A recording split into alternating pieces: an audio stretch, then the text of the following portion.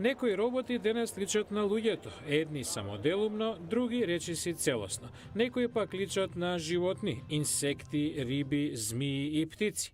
Па сепак, повеќето се машини од цврст материјал создадени да извршуваат тешки работни задачи. Меките роботи се ретки, како ова младенче од фока по име Паро, кое што нуди комфорт на жителите на дом за стари лица во Јапонија.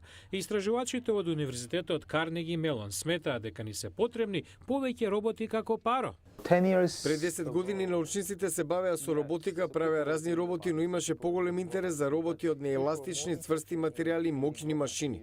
Бидејќи роботите се во содејство со човекот, Јонгли Парк и неговите колеги сметаат дека помеките роботи би биле побезбедни. Професорот по роботика Крис Аткинсон предлага нееластичната структура да биде покриена со делови на пумпање кои што може да го сменат обликот на роботот.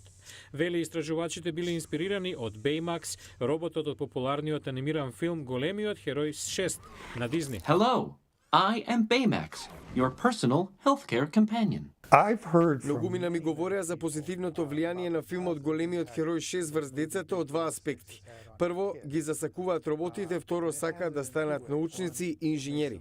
Асистентот по машинско инженерство Кармел Маджиди додава дека електронските направи кои што се носат на телото се уште едно поле каде што истражувачите може да најдат нови материјали за помеките роботи.